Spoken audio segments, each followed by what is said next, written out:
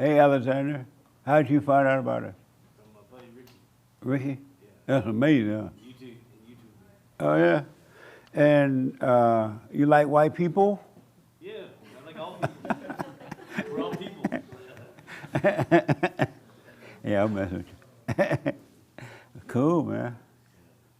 Is this your first time, too? Yes, Really? What's your name? Jackie, And how did you find out about us?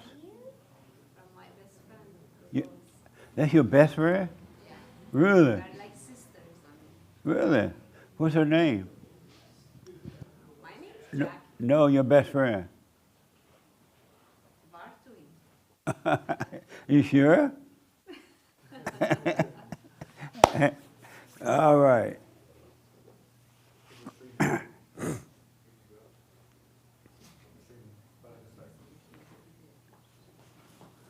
If you could believe it, this is his uncle. What? If you could believe it, this is his uncle. His uncle? That's his uncle. That's his uncle? Yeah. You mean like, what do you call that? Like real uncle or? I was about to say, something went wrong. You need to go to the Jerry Springer show.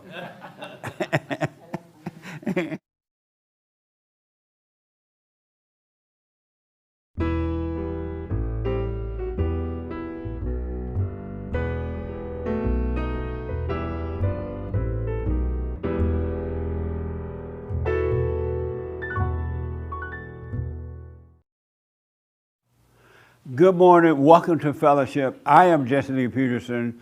You can get involved by going to our YouTube chat line, and Hank will pass on your questions and comments. All right. Good morning, y'all. Good morning. How's everybody? All right. Fine. Nice. Any questions before we get rolling here? Yes, Raymond.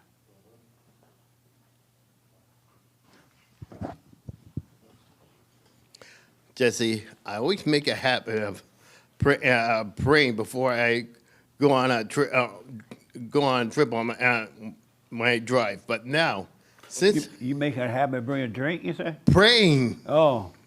before thought I you said start always make it a driving, habit to bring a drink. no, because I prefer to put my life in the hands of our Heavenly Father. But Right. now, since I have tenants with children, one of them is only 2 years old, I always go on the belief that if they're going to put their lives in my hands when I drive, I always pray that my life, all our lives, in our Father's hands. Jane, close that curtain. Because Repeat I that. don't 100% trust myself when I drive alone. How do you think I feel when when I'm responsible for delivering children? So you have your neighbor's children with you? Yes, Why?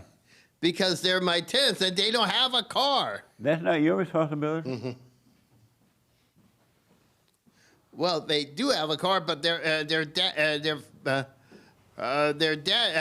uses to get to work every night. But that's not your responsibility. Well, they still okay. Whenever in my car, isn't it a responsibility of the driver to watch out when he has children in the car? But it's not your responsibility to be hauling someone else's children. Mm-hmm. Why are you allowing them to use you like that? Okay, because even though they say they pay me when I drive, I What? always Even though felt what? they pay me to drive them to where they need to be. I always go on the belief. That sooner or later they'll have to find some other way to drive because there's no guarantee I'll be there for them. So why don't you say no now? Okay, I would, but I'd like to talk to them about that. Just say no. In the future, I will. Starting now.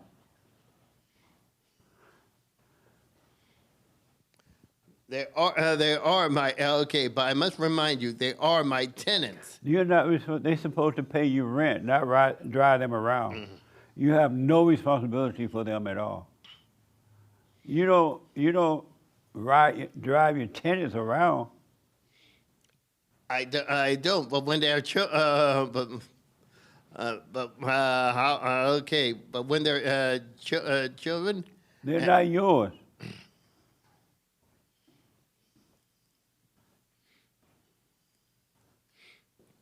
okay, but one way or another, I am responsible. The No, moment, you're not.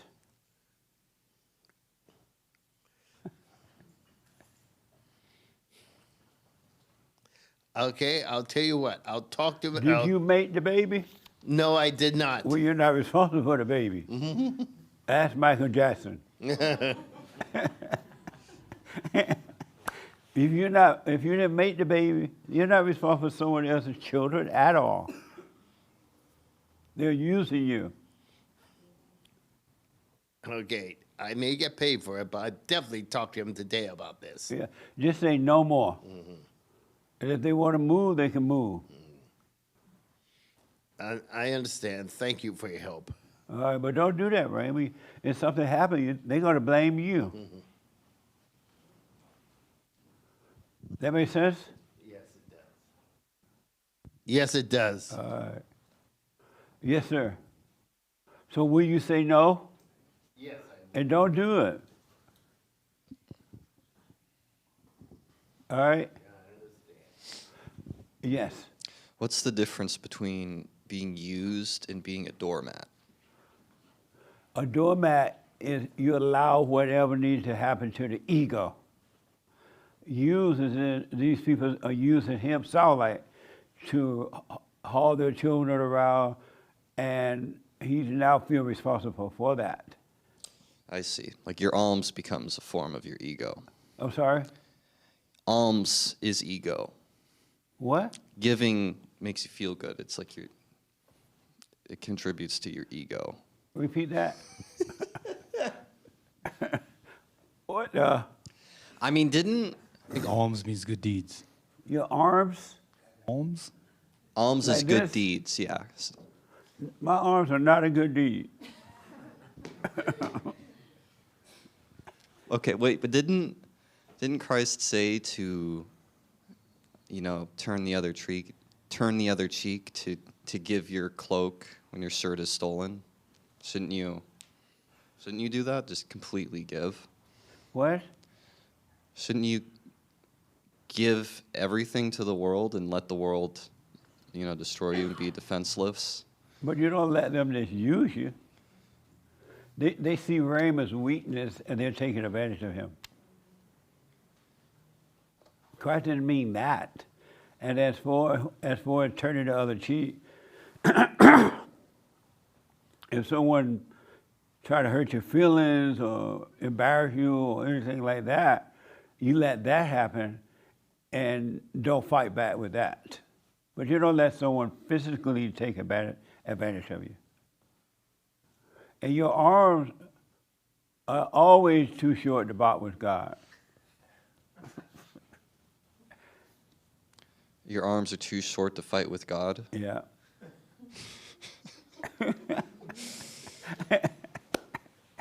Amazing, huh?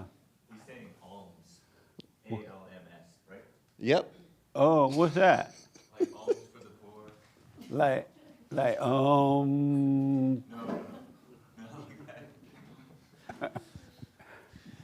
ALMS, alms, not and and not arms.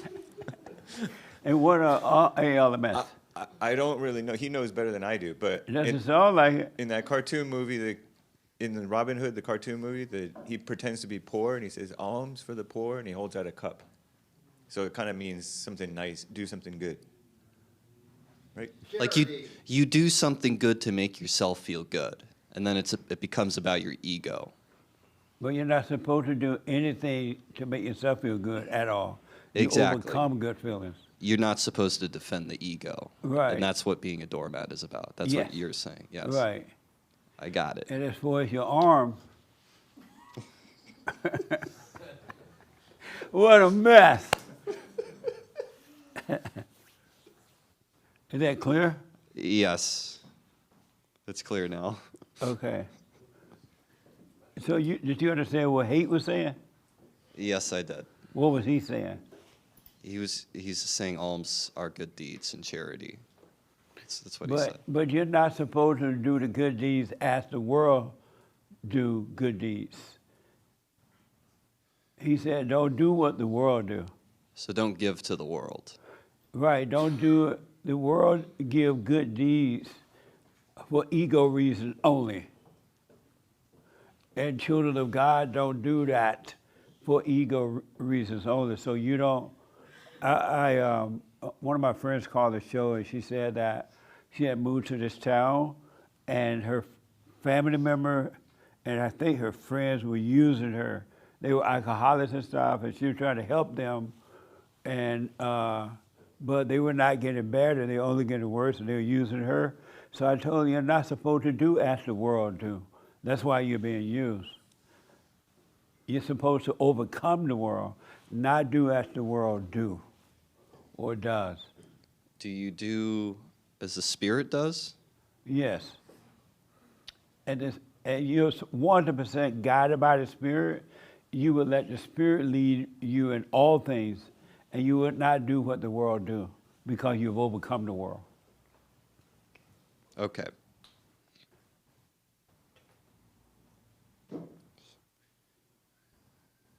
That makes sense? You seem confused. Yeah, there was something else I was trying to think of, but I can't. It's not coming to me right now. Yeah, so put your arms down. Right.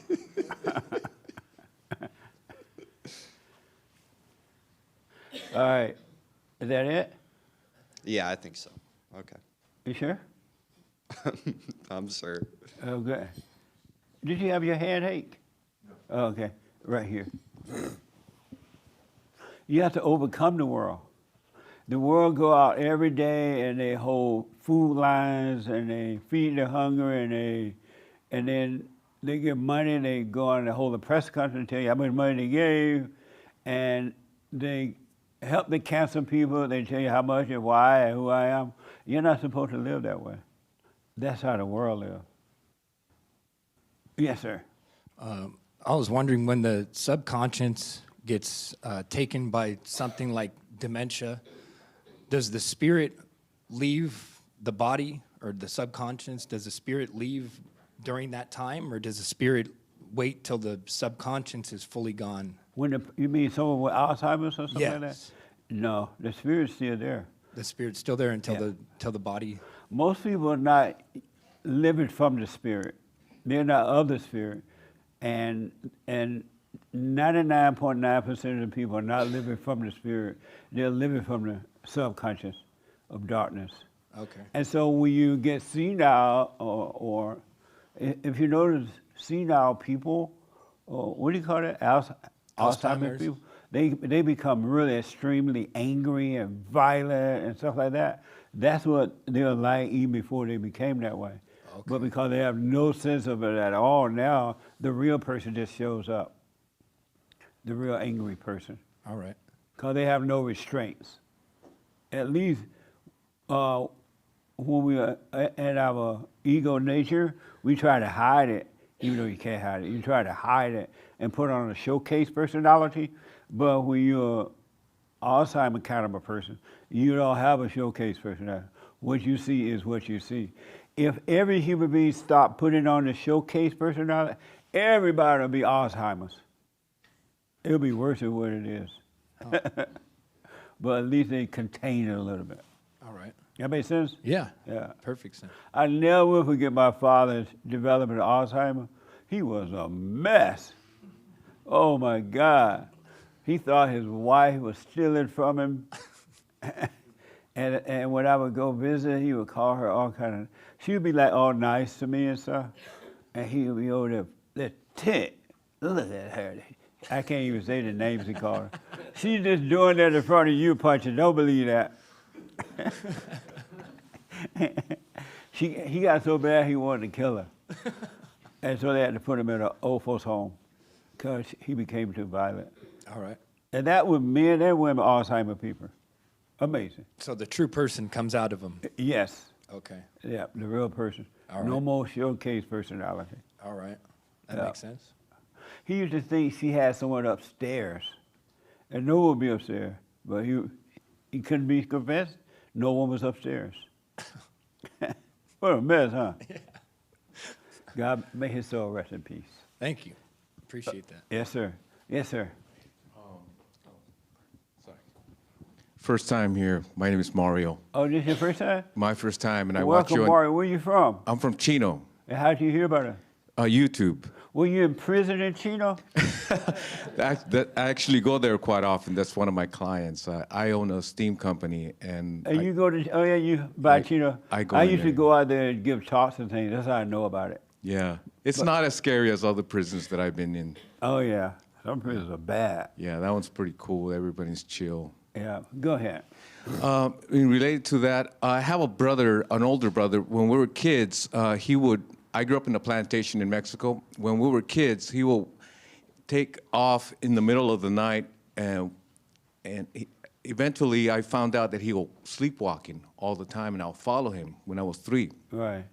And he'll drive, when we came here to the United States, he'll drive sleepwalking, asleep as well. What is that, what's making him function like that spiritually?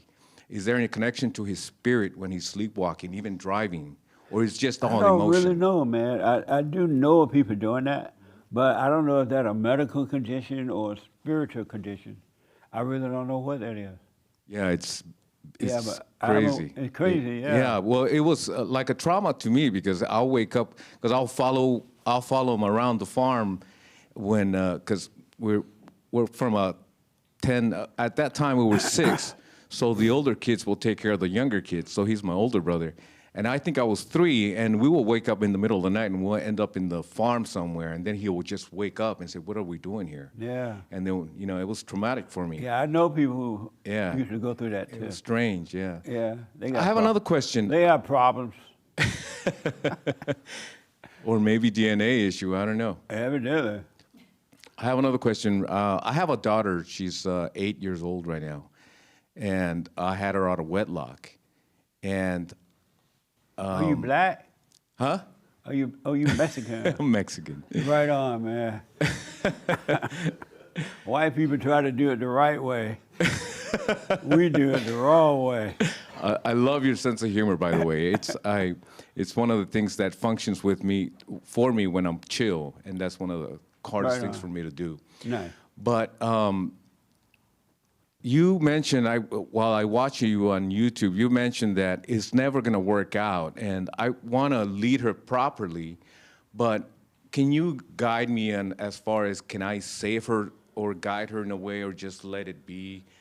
Is You she know, living with you? No, she's living with her mom. I see her 3 times a week. Oh, Yeah. she does have a chance. Okay.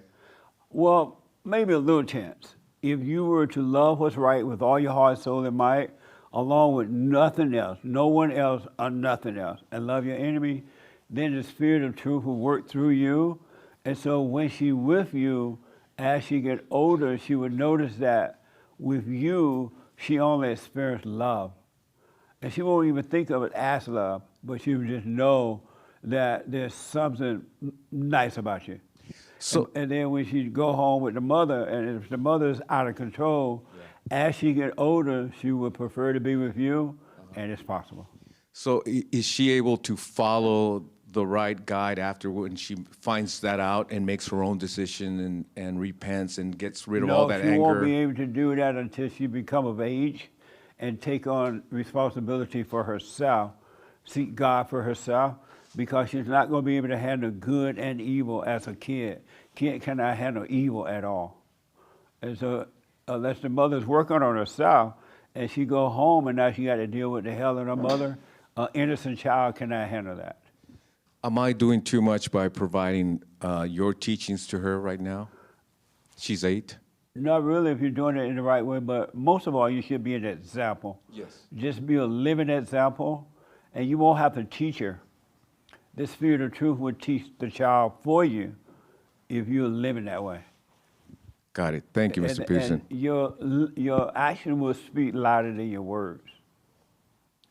Okay. That make sense? Makes a lot of sense. Yeah. Thank you. So it's better that she is getting love. Have you dropped all your anger? I'm trying. I tried it 3 times already in the past 10 years, and I've never done it the way you are teaching it. I tried it about a month ago, and it didn't go quite well because my dad was there, and he's not into his releasing his anger. He's blaming the whole world and pointing fingers, including his kids and everybody.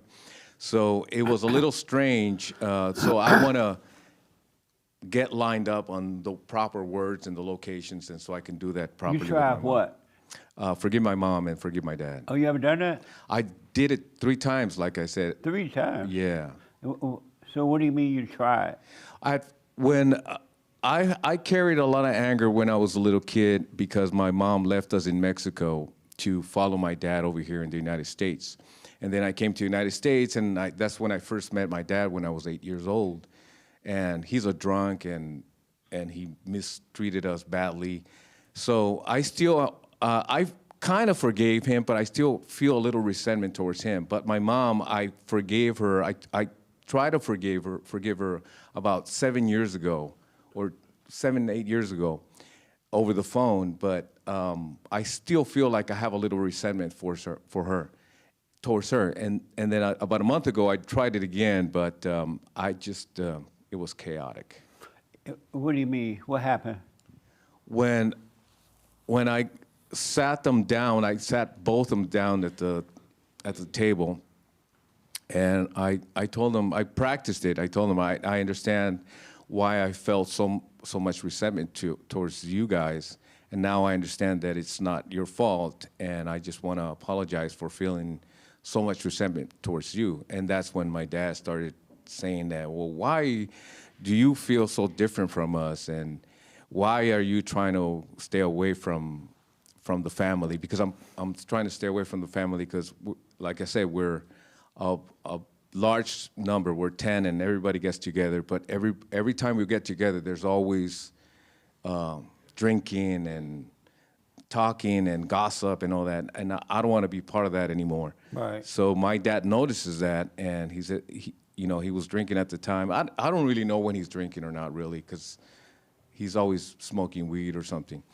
But Your dad smoked weed? yeah, Your father smoked weed? my father smokes Oh, weed. Yeah, I never heard of father smoking weed. yeah. I don't think. Yeah, I think he uses it medically because he gets a lot of stress or something. I don't know. Oh, okay. Yeah, but And so why didn't you forgive them right then? excuse me? Why didn't you forgive them I did. then at the table with both of them? I did But forgive them. Why do you say you haven't then? Well, I feel like I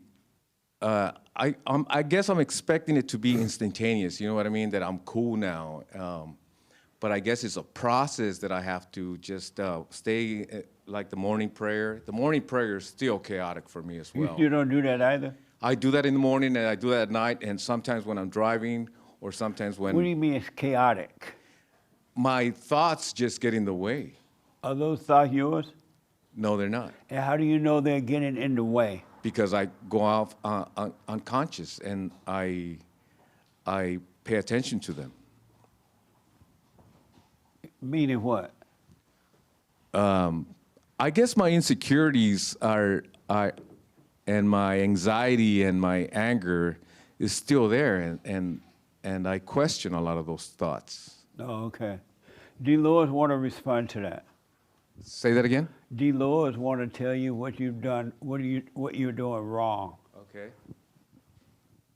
Well, they're not your thoughts, and you're identifying with them instead of observing them and watching them. I'm trying, but how do you do that? How do you observe a thought, even though I know they're not mine? That's easy, but how do I observe a thought?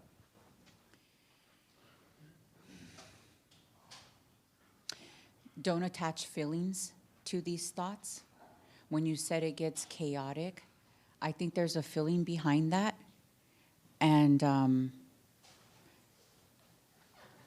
And that draws you in a little bit deeper into it.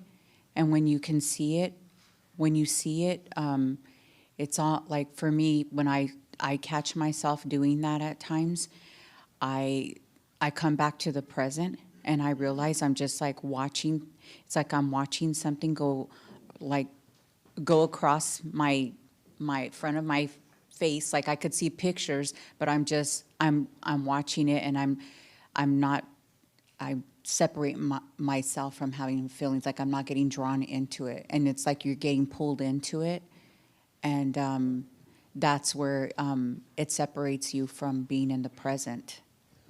How do you maintain the present, though? Do you lock into something, a noise, your heartbeat?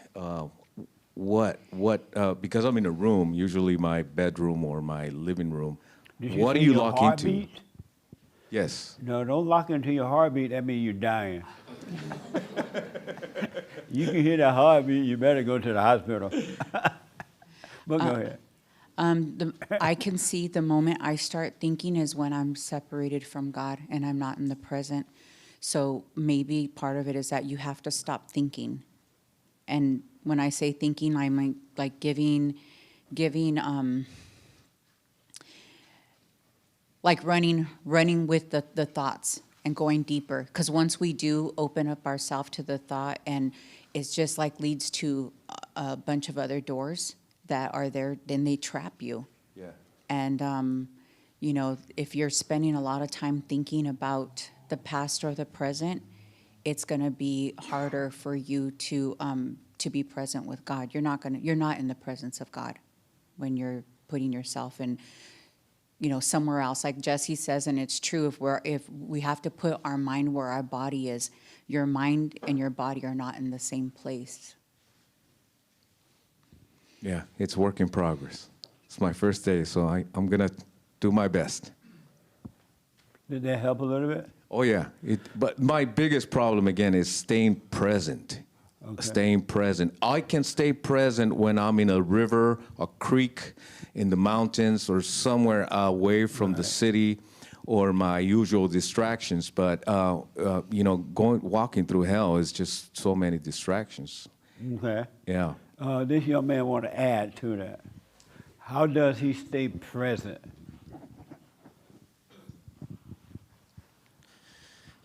So how to stay present? Well, I don't know. I guess I have a question about that myself, but Your wife still beat you up? no. She No, still beat you?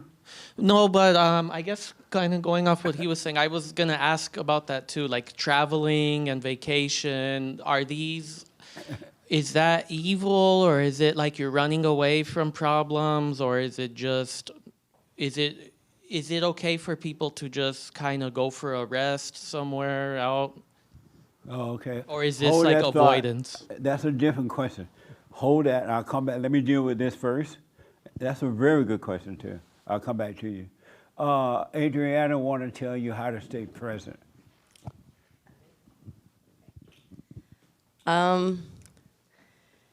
So for you said that you don't stay present, right? Right. And that How do means you you're stay present? in the thought. And so I think staying in the present is just acknowledging that you are not in the presence. So And how do you do that? by being aware Of what? of whatever's going on. So like if you are in a thought and say you're thinking about wanting to do something and you're kind of carried on and start having some emotions around that and all that, it's just stopping and realizing, oh my gosh, I'm in a thought, I'm in an emotion, I'm in this moment. And that's what will bring you back into the present. So it's just acknowledging and being aware of that it's there. And then to separate yourself from the thought, it's to recognize that you have an identity in the thought. And so whenever you have an identity, it's like you and the thought are one. So by recognizing that you have an identity, you separate yourself from the thought. So. Okay. Does that help? Yeah, I heard that many times. It's just You very... heard that many times. Yeah, by watching the videos, it's just very difficult to grasp on that presence. Oh, okay. And staying stuck in there. Like, for example, when I play drums, the concentration is so profound that I don't see anything surrounding me. It's just my headphones and my conga drums, and it's very, very soothing. But when I'm around or I'm away from that, it's very challenging. Oh, okay. This young man want to add to it, and then I add to it. We'll move on. In the black shirt, he wanted to tell him how to stay present. Okay, to stay present, just live in the now. Just let things be, kind of, and just don't focus on outside things. Maybe go inward within yourself. But how does he do that, though? He know that. How to implement that? I don't know. I guess not focus on the thoughts. Yeah, speaking to the mic. Just don't focus on the thoughts. But how? That's a good question. I know. Just let things be. Let things come to you. What? Try not to control things. Just be yourself and don't feed into the thought. Okay. What? Have you forgiven your mother? Yes. You went to her? No, I haven't. No. What? I'm sorry? I don't have any anger towards my mother. But you said yes. When I asked, have you forgiven your mother? You said yes. And then I asked, did you go to and tell her? Like, no. No, I didn't go to her and tell her, but But then how have internally, you forgiven her, though, if you haven't gone to her? I guess within myself, I don't really hold any grudges towards anybody. No, how about your mother? Everybody has grudges toward mama. No, I haven't went to her. No, And why have you gone to her? I feel like I don't have any anger towards her. And then where did your anger come from, if not from her? I don't feel like I have a lot of anger in me. Do you have any anger? No. You never get angry? It takes a lot to get me angry. Do you ever get angry? Yes, I do. So you said you ain't get angry. What's wrong with you? When do you think that how did you become an angry person if it wasn't from your mother? Maybe from society, just If you've never been mad at your mother, you can never get mad at society. Okay. I'm sorry? Is that okay? Okay, what? Yeah. So, are you afraid to forgive her? No, not at all. No. Was she perfect? No, nobody's perfect. How about your mother? No. And what little thing that she would do when you were growing up that would irritate you a little bit, and you wish that she wouldn't do it? It would just kind of tick you off. You know how black people get ticked kind of off. she like bossy and want to control things and Yeah. always cleaning up my room without my just being wanting to control everything. I pretty can much. feel it now. And me, I'm like, yeah, It's building up. yeah. Right? I guess the control factor. Yeah. Yeah. And when you tell her to stop, what would she do? Get more angry. And when you would tell your dad that to help you deal with her, what would he say? Oh, he would just be like, "You only have one mama." And you Respect your said, I mother." don't want any more than that either. Yeah. He wouldn't help you deal with her? Yeah, I was always ran with my dad. Like he had a refrigeration company. I used to go on jobs with him. I was more closer to my dad growing up than my But he mom. would not help you deal with your mother? Kind of by taking me away or just being under his wing, kind of. Oh, but he would not correct her in front of you? No. See, you got to forgive your mother, man. You Okay. just like your mama. Okay. Okay, It's what? funny you say that. He told me that one time years ago. And did you fight him? I got angry. Yes. Yeah. Yes. Black people do not want you to talk about their mama, especially from Yeah. a white guy. Yeah. You don't talk about my mama. Yeah. I got very angry. I'm surprised you didn't take him down. No, we didn't fight. No, But, never fought. why did you get angry about the truth? I guess maybe because it was the truth and my ego didn't want to hear it. Yeah. Yeah. You got to go forgive your mother. You got to face her. Okay, I will. Mother, I'm sorry for resenting you. You screwed up my life, tried to turn me away from my father. Okay. Your mother is evil. Okay. What do you think about your mother is evil?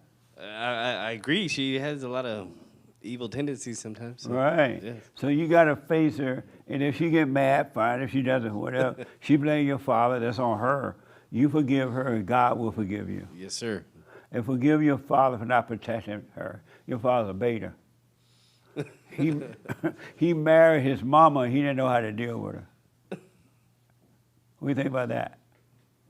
My dad, they end up, they're not together anymore. I didn't think so. Yeah, he left, but they're still friends now today. Of course. They're good friends.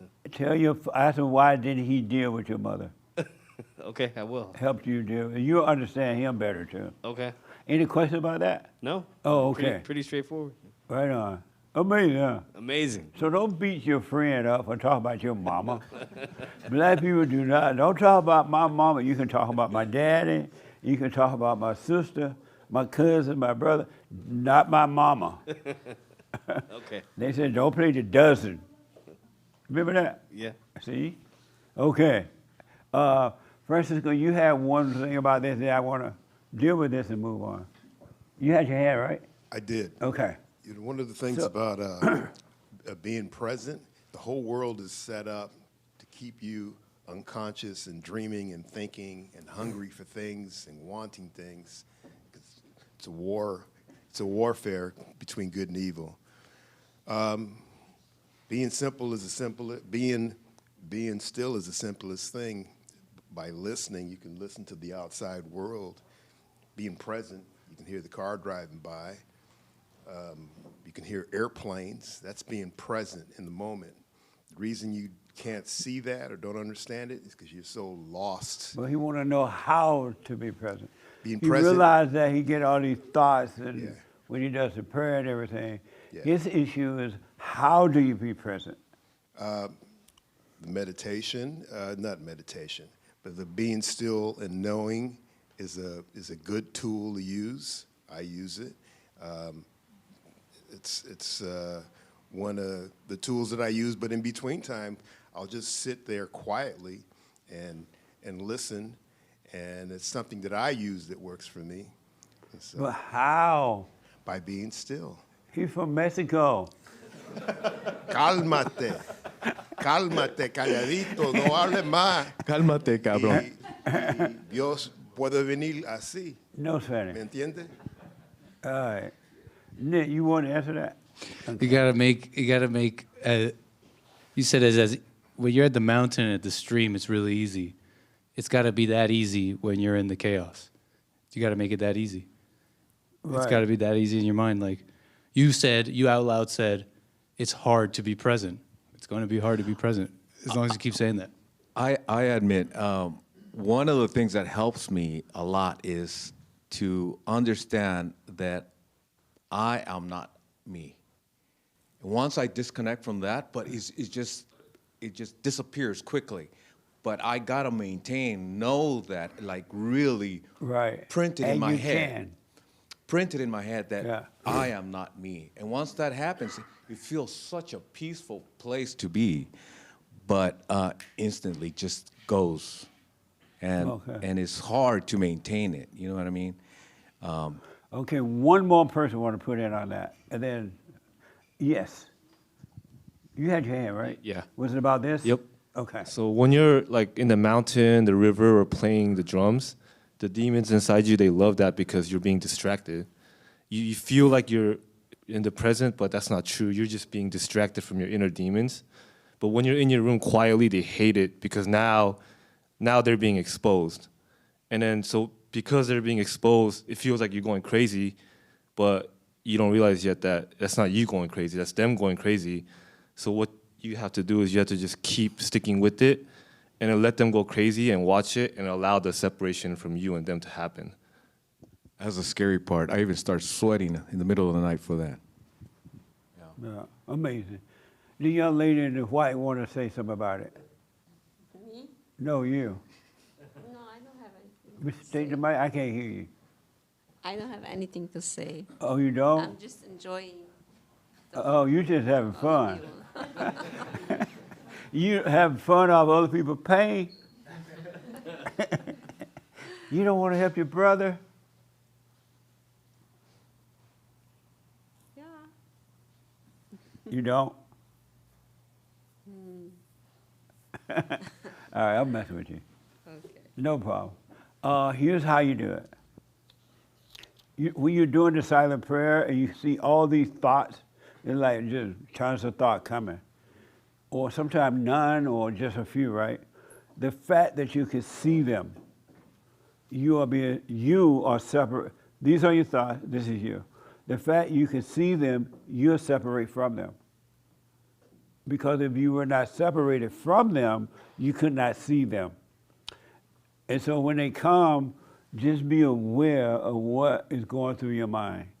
Make you worry about something or think of, as Delos was telling you too, you think about the past or the future.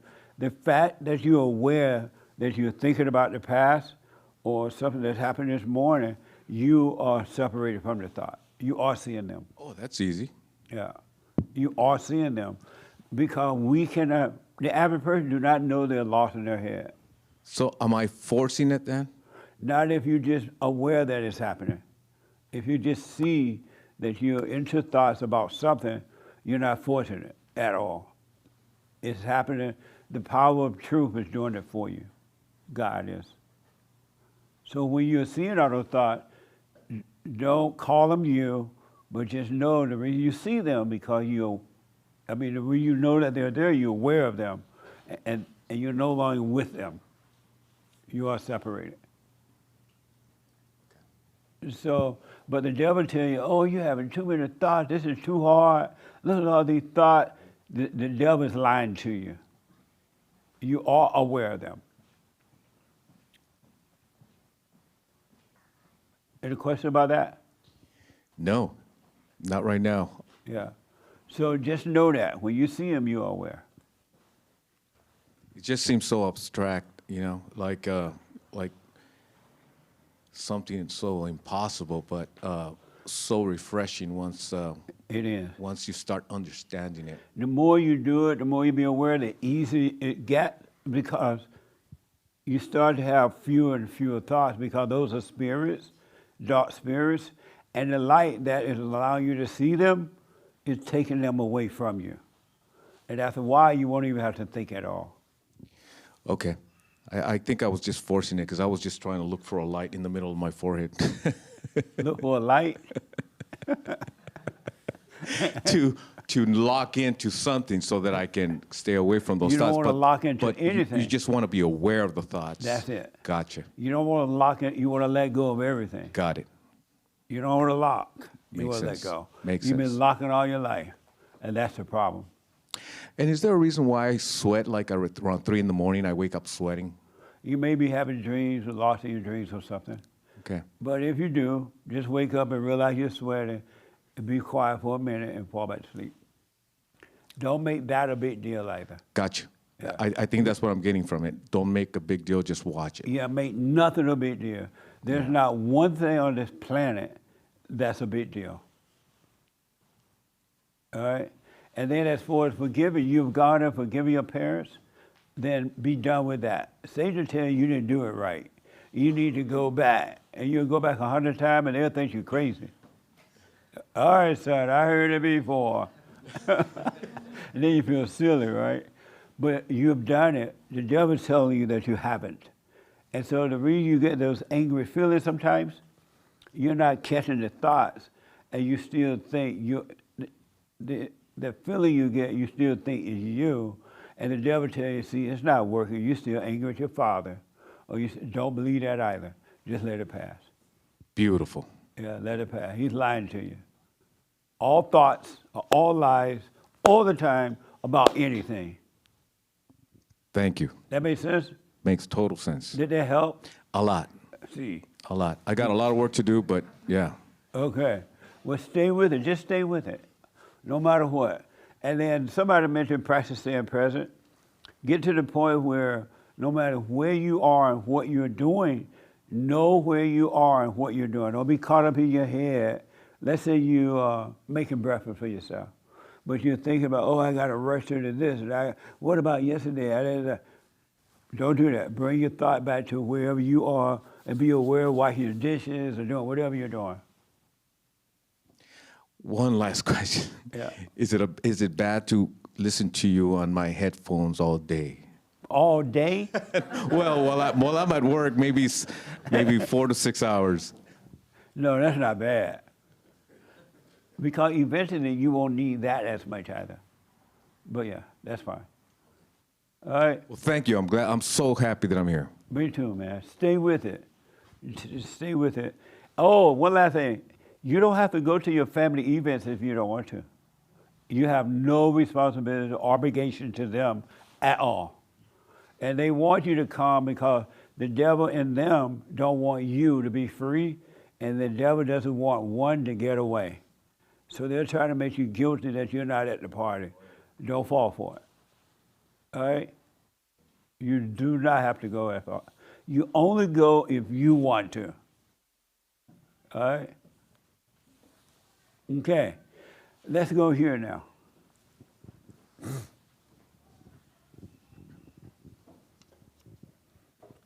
Let's go back to your question. Also, my question, was about, I guess, vacation, traveling, things like that. Like, is it evil? Are you avoiding life, or is this just a normal human instinct to want to just relax and get away?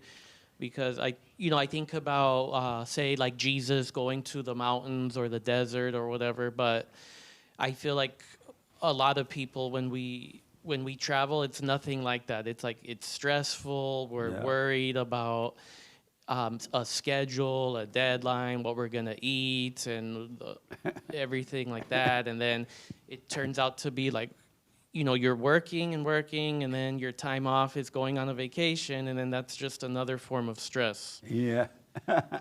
So is it just, should being present mean like not doing those things, or should it just be, if we are going to do those things, don't let it consume us, and don't let it be, or if it's stressful, then we're not doing it right, or Never something? go on a vacation if you're stressed in life already. All you're doing is adding to the stress. You are supposed to, you were created to always, in every situation, be at peace. And people go on vacation because they're stressed, and all they do is add to the stress, and they come back home as miserable as they were before they left. But you're supposed to be at peace. The way where you are and what you're doing right now should be no different than going on a vacation or not going on a vacation. You're not supposed to go on vacation when you're stressed. You should have peace at all times. Going on a vacation is just like washing dishes. Going on a vacation is just like going to work. Going on a vacation is just like coming to the meeting. It's no different. It's only different because you're in your head and you tend to divide things and, oh, I'm going on a vacation, it's going to feel so good, right? But if you were already at peace, you were going to vacation, nothing would change. You have fun. Jesus went to a wedding. Did you know that? Mm-hmm. He had a hootenanny of a time. He was having so much fun that he made the wine. They went out of wine. And he was like, what the? And he made some more wine because he was one. Wherever he went, wherever he was, at all times, the world could not corrupt him because he was one. He was a whole person. So he could go to the party, have fun. You're supposed to have fun. God is your God. God have fun. You're supposed to have fun, but at all times. And so don't go on vacation stressed. Overcome the stress by overcoming evil. Mm-hmm. And another thing too. That makes sense a little bit? Yeah, no, it does. And just in general, do you think like taking pictures is evil? Is that like living in the past, or taking pictures? Like, say if you're out, if you're with your friends, if you're spending time with your friends and family, is photography evil? What's the name of that guy that everybody wants his pictures? What's the name of that guy? Your picture may end up on the Epstein file. Repeat it. But okay, so is photography evil, like No. in general? No. The only time you're into evil is when you're doing it for the ego's sake, to find a sense of peace from it, or happiness, or to be proud of yourself, or think of yourself as wonderful. God gave you the ability to have the talent to take the picture. He gave you the mindset for that. But you know that your talent came from Him. I take great pictures, but I know that talent came from God. That's all it is. He gave you the ability to do that. Like to sing and dance and Okay, everything. yeah. That is from God. Maybe if you see it as like, oh, He made the thing that you're taking a picture of, and just try to keep that in mind rather than, oh, I'm so great, I took this picture. No, that too, but if you take a picture and somebody says to you, wow, that is a beautiful picture, and you get all puffed up thinking that it's you, that's the problem. Okay. But if that you makes can say sense. thank you, appreciate that, without taking the glory for it, as though you did it yourself, you're fine. Mm-hmm. You know that your talent came from God. Okay, yeah, that Have makes you ever sense. heard this song, waiting on God, He waiting on you? You heard that song? I don't think I have. It's an amazing song, and that's talent from God. Taking pictures, the same thing. All right, well, thank you, that makes sense. So do you have perfect peace? No, I don't have perfect peace. Why not? I don't know, I guess just, I think it has gotten better over the last couple of years, but I still get stressed out about daily chores, And work, money. Why? Yeah. Well, I don't know. I guess I'm kind of struggling to know the balance of just being content, but when does that become laziness or being like unambitious?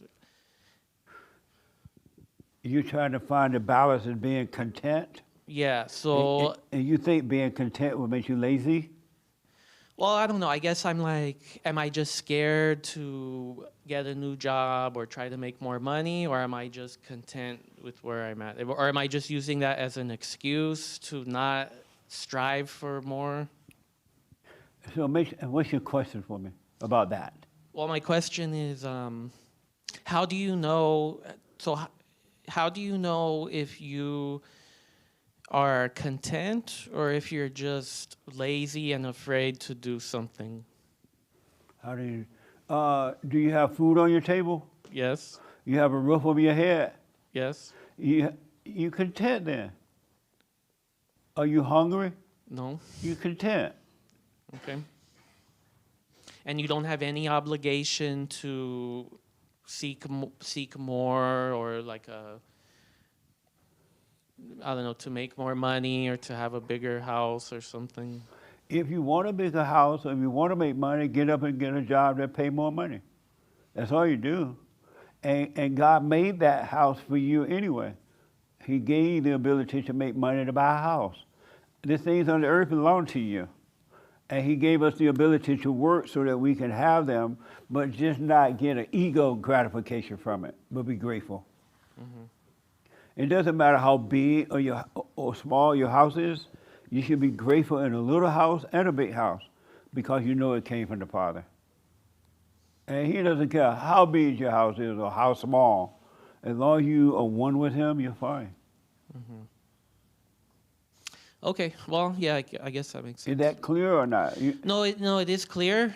It's clear, but I guess just like a lot of people, it's one thing to understand it, but then to live it is more challenging, like And on a day-to-day basis. If you stop comparing yourself to other people and try to be like what other people are, or what they have or don't have, then you'll be fine by not comparing yourself to anyone else. Just be you and be happy with what you have. When I was growing up, there were times when we only had cornbread and sweet water. You ever had that? cornbread and no. My grandmother made this cornbread, and we didn't have anything else, and we used to put it into the glass and do that, and then put some sugar in it and water, stir it up. Oh my God, it was like a steak meal. Oh, okay. And then could I ask one more quick question? Yeah, but do you before- understand that? Yeah, the state. So just kind of. But if I had been looking, sustenance. my best friend, excuse me, my best friend in high school, he was like rich, like they had everything. They didn't have to go to the cotton field or anything. But if I had looked across the road and saw that he was eating steak that day, and I'm eating water and cornbread, I would not have enjoyed my water and cornbread. But I thought it was really good. Don't look at your neighbor and want to be makes as your neighbor. Yeah, so then you're just thinking, oh, this person owns a house, this person has a bigger apartment. Right. So then this job that's more esteemed or something. So Yeah. that's what the stress is coming from. It's not Yes. from hunger or lack of shelter. It's from the comparison. The comparison, Yeah. absolutely. Okay, that makes sense. And never, ever, ever, ever, but never, as long as you walk this planet, be an ambitious person. Ambitious people are dangerous people. They will kill for whatever they want. When your daddy died, your dad owned that big house you were living in, they're not going to want to give you part of whatever he left. Well, yeah, and they do own a big house, and they're not happy, and they're not spiritual. So don't try to be ambitious at all. You just live a simple life, and you'll be surprised of what will be added onto your life. It'll happen naturally. You'll be in a big home, and you wonder, how did I get here? It will happen naturally. Okay, you're about to ask something else. Oh, yeah, just a quick question on a different topic. My nephew is in his basic training for the Army, and I've kind of been struggling about the fact that I haven't written him a letter or reached out to him. And on the one hand, I feel a little bit guilty for that, but on the other hand, I do just kind of feel like I should just leave him alone. Like, we are going to his graduation, so maybe just... he doesn't, whether I write to him or don't write to him, he's going to need to focus on his training and live his own life. So do you have any opinion on that? Like, Why would you feel guilty at all about writing him a letter Well, or I even don't know. going to graduation? It feels like just something I should do, Why? but it doesn't feel natural to do it. But why do you feel like it's something you should do? Well, I don't know. It just... maybe evil thoughts or just society or what you think is expected or something. Right, but... Or I think about him being sad, like not getting letters from anyone or something. Believe me, he's not going to care 2 cents about your letter. Okay. Well, that's what logically, that's what I think, but You've then been the taught guilt wrong, still man. comes You got to in. overcome the world. You go to the graduation if you want to, only. You write a letter only if you want to. Don't do anything out of obligation. That's not love. You've been taught wrong. And now your family taught you the worldly way, and all that stuff is on you, and it's holding you down. Let go of all that and do what you see is that you want to do with love. But so and then I know that by like if it feels natural or not to do it. Is that? You would know you're doing the right thing when you feel nothing about it, either good nor bad. And just see you want to do it, you do it. But don't do it because they're gonna think I don't love him. They're gonna say, why wasn't he at the graduation? Or they're gonna think this. Don't do it for that reason. Okay, yeah, that makes sense. Thank you. That makes sense? Yeah. Did you forgive your mother?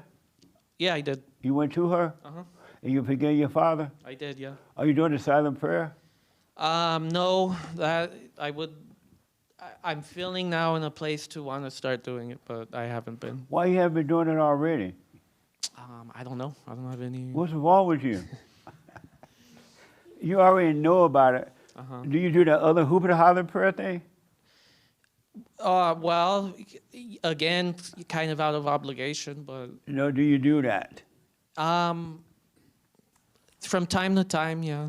Do you do that? Yeah, we do it every morning. Yeah. We who?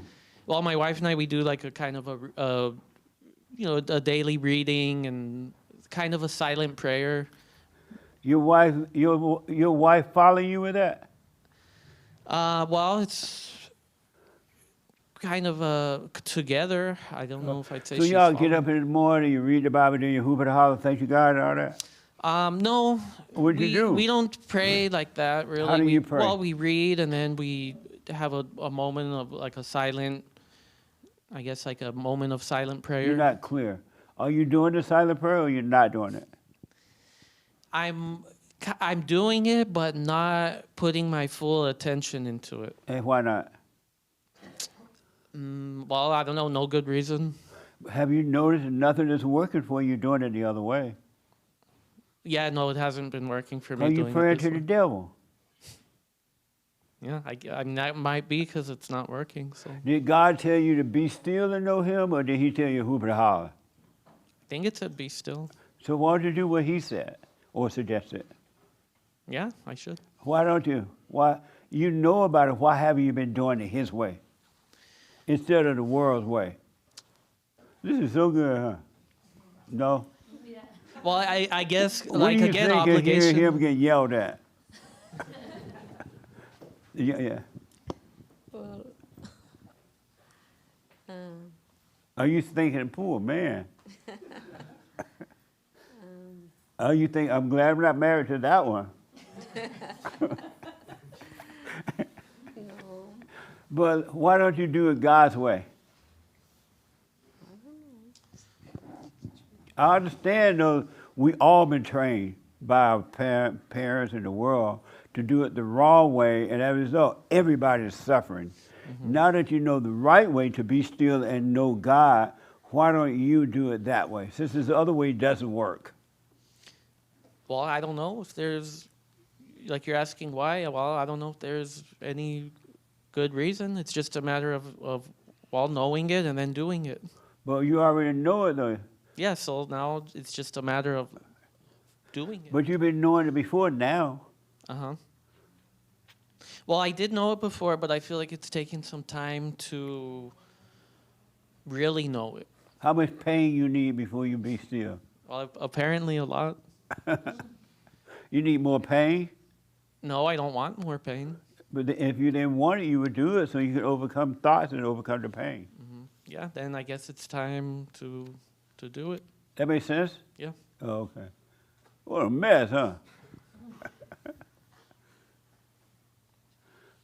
What does Vanessa, your wife, say when you make her do that hoop and holler prayer? Does she just go along with it? No, I don't make her do any prayer.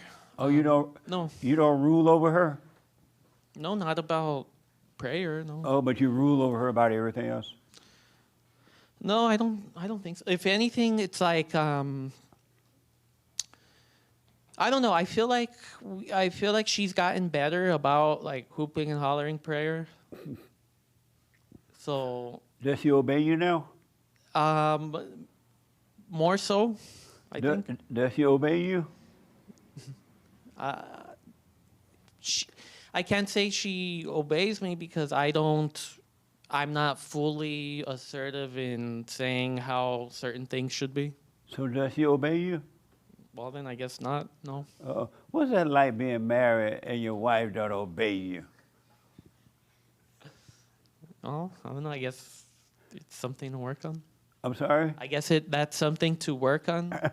How does it feel knowing that she doesn't obey you? Well, I don't know. I guess not so good. Not so good? So why don't you become strong and of love because she wants to obey you. I happen to know that she wants to obey you. Do you know that? Yeah, I do. You know that she wants to obey you. Yeah. But you won't present yourself to be obeyed. Why not? Well, I don't know. I guess it's like you say that it has to be in love, and I feel like sometimes I will get angry about things, and then at that point you're kind of asserting yourself, but out of anger, Yeah. and then it doesn't have the same effect, maybe. And so, does your mother still obey you? I mean, control you? No, I don't talk to her that often.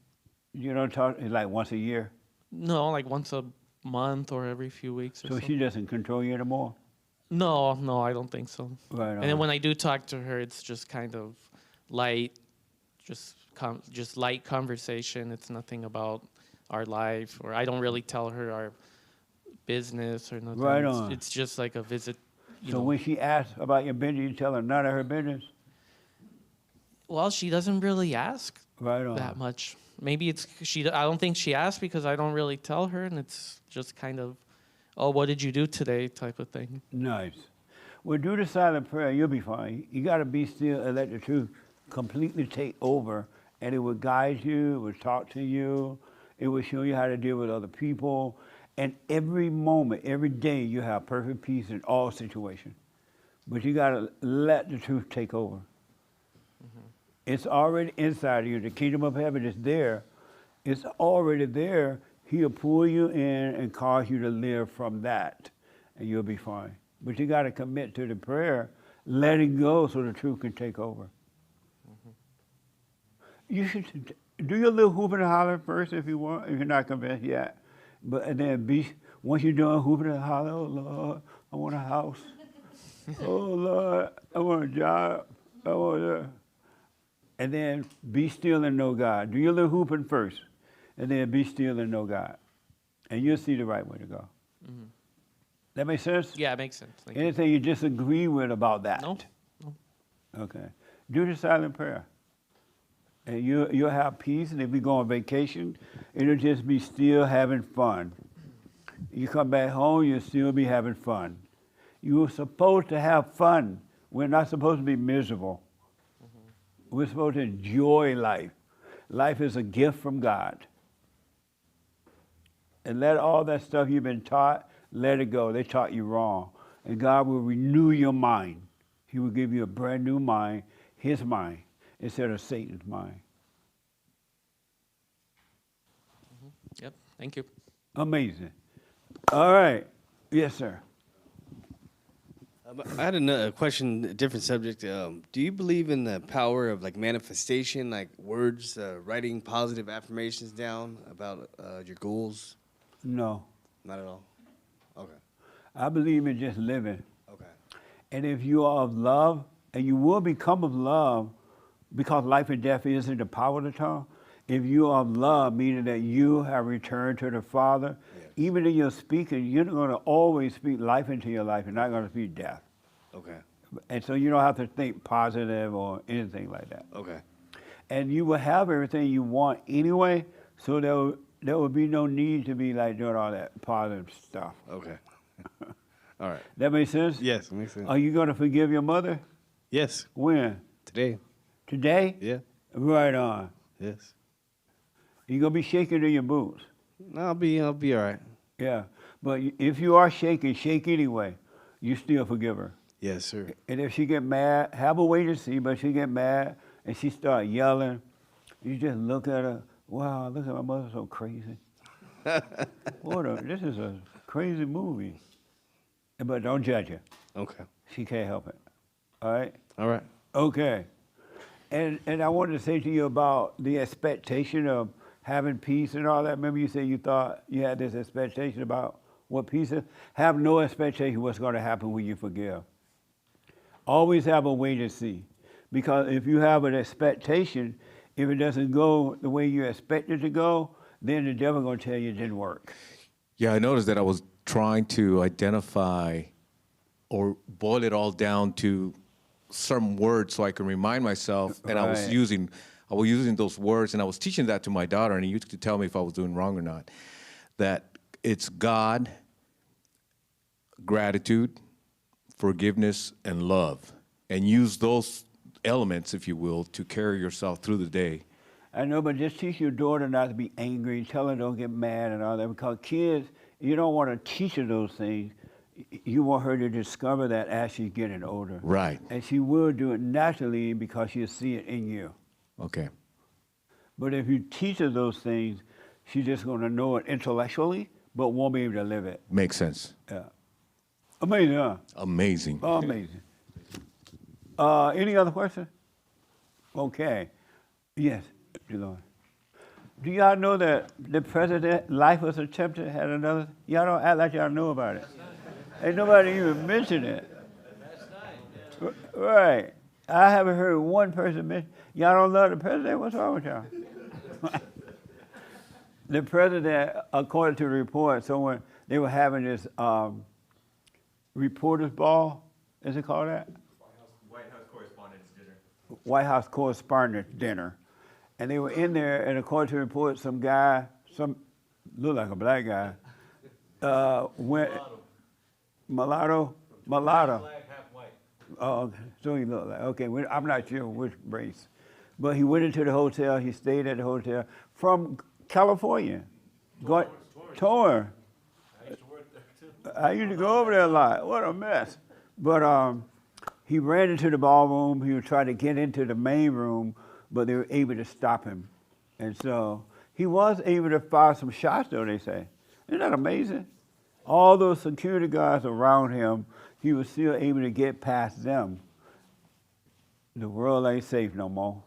But the president's fine. No one was hurt. They said one guy got shot, a security guy, but he's fine, they say. And that's about it. What a mess, huh? But these people act like y'all ain't know anything about it. But anyway, go ahead, Dolores. When you were talking to this gentleman and you were telling him, you know that it's not working, so when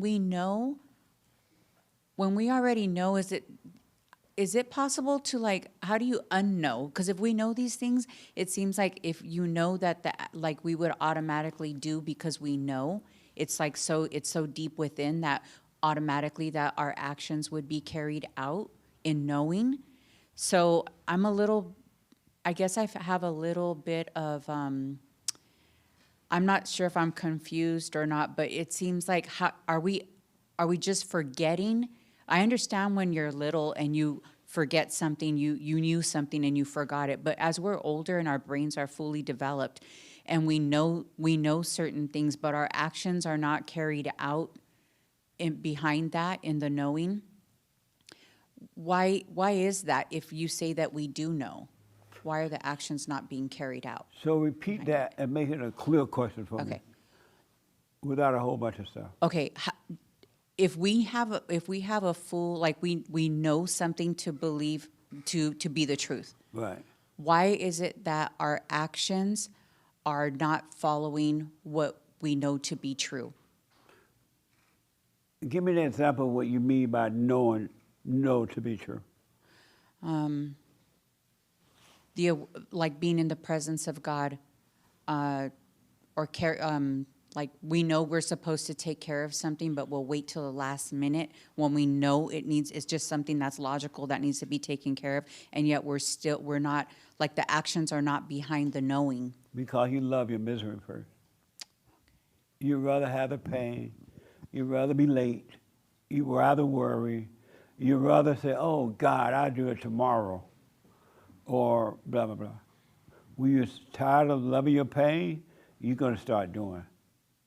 When you want to be different, no longer to be the way you are, then you'll do it. Okay. Even like going to the gym, if you got to go to the gym, the devil tell you, not now, you can go later, or tomorrow. You wouldn't even pay attention to that because you already know I'm going to the gym, and not let anyone or anything talk you out of it. But knowing the truth is something a little different in that once you know the truth, you and God are one, and when you know the truth, you're going to automatically live the truth without even thinking. Knowing the truth requires no thinking. As a matter of fact, if you think about the truth, then you won't know the truth. You're separated from God when you're thinking about the truth.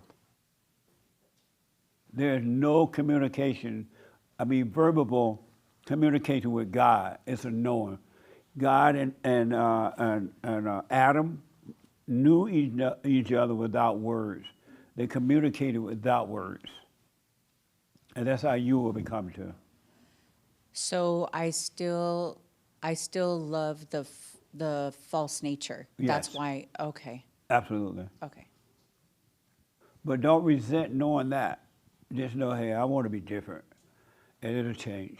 So we should never say, I know, or you know you should know, because like that's a lie. If we Absolutely. did know, we wouldn't be in that position. If you didn't know, God said above all things, get an understanding. You want to know the truth and just live it without any comparison, no ups or downs, no tomorrow, no yesterday, no what if, no nothing. You just live it. Amazing. Realizing that we don't have a lot to say. What? When we're not talking about ourselves, we don't have a lot to say. That's right. Absolutely. People would people who get to really know who they are, they have nothing, few words to speak about themselves. But those who don't, they go on and on and on, how wonderful they are, and how bad they are, how afraid they are, how lonely, or how this and how that, and you don't treat me right, and all that. And they go on and on about nothing. You're sorry that you asked them how was their day. Amazing. Thank you. Okay. Yes, in the black.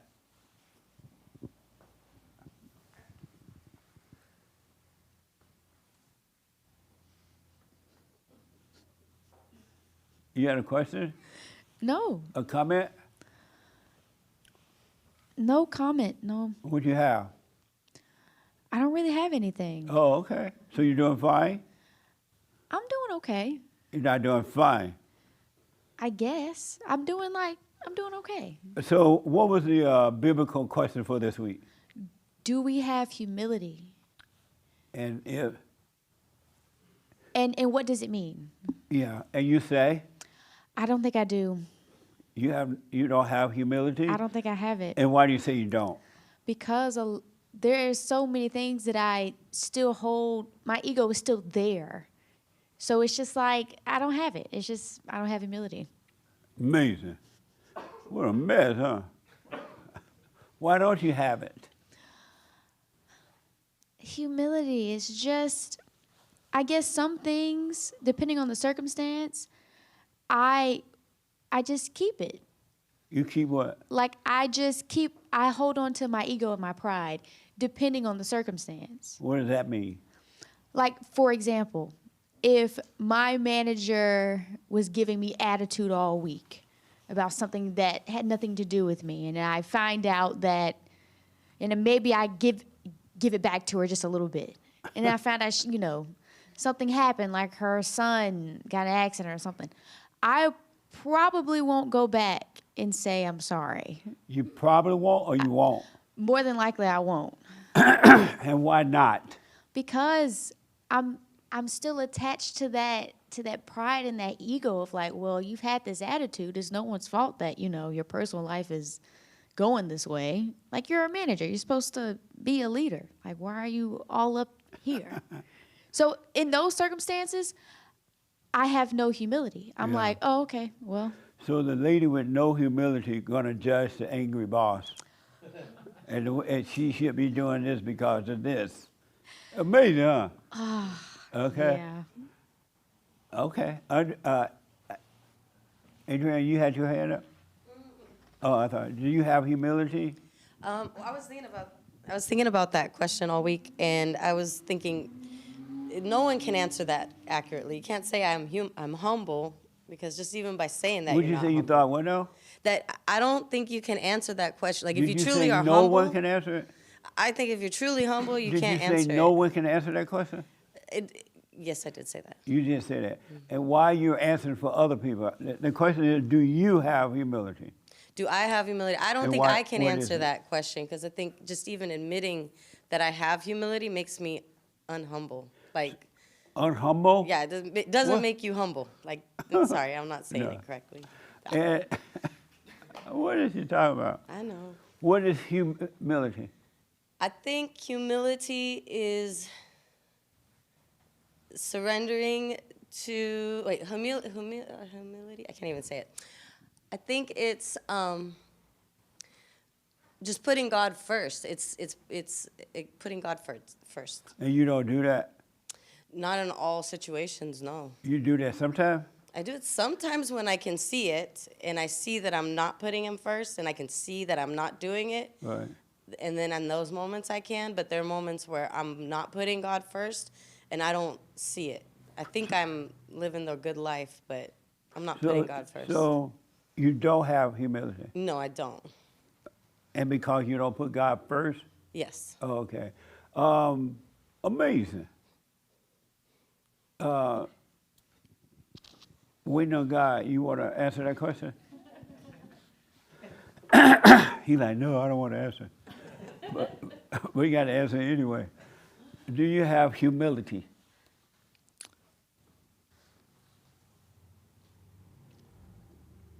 No. And what is it?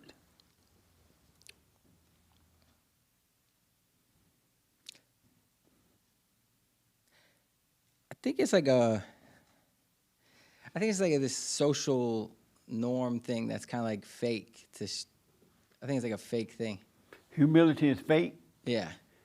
So humility is fake. Yeah, because it's like if someone says, "Oh man, I really like the song that you have," and you're supposed to say like, you're supposed to act like surprised, like, "Oh, thank you so much. Is it really?" Like, it's like it's actually like insulting the person's intelligence when you really should just say, "You got good taste." Yeah. So I think humility is like this social norm thing that makes you feel better about yourself to be like, you know, to not take the pride or take the thing. And so you say you don't have it? I don't think so. You don't have humility? I don't think it's like a real thing. Oh, okay. Yeah. All right. Yes, Vanessa. Anything else you want to add to that? No, sir. Okay, Vanessa.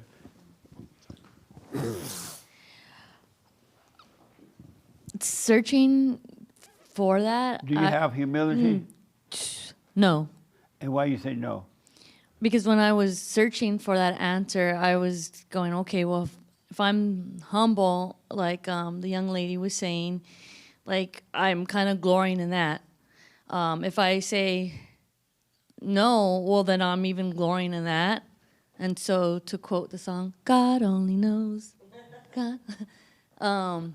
So and I know 100% that humility is real. It's 100% real. What is it? Well, humility, I know it's me, but it's the lack of pride. It's like there's no pride, because pride is real, 100%, because the devil is real.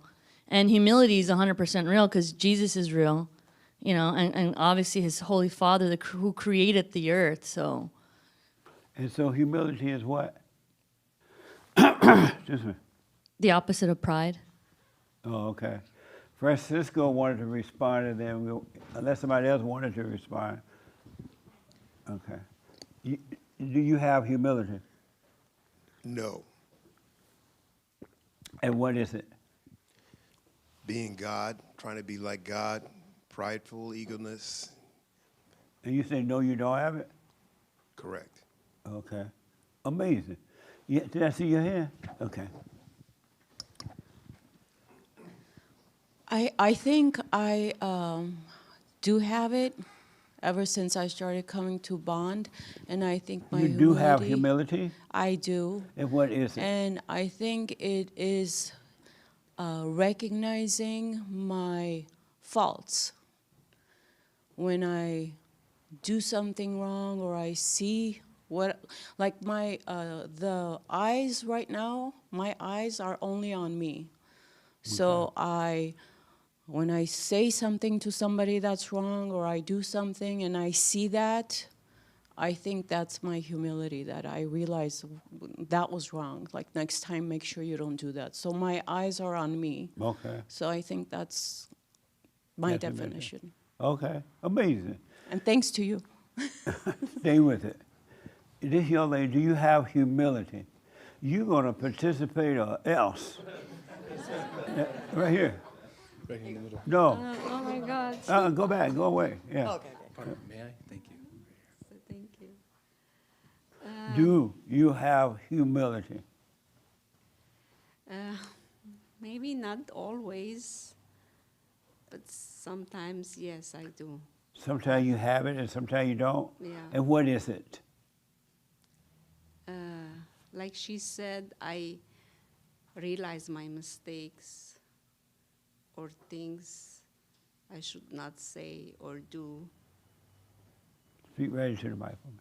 Have you forgiven your mother? Yes. You told her? She's dead. I mean, Oh, she's not dead? alive. Oh, okay. How about your father? I lost him long time ago. Have and you forgiven he was him? far away from me.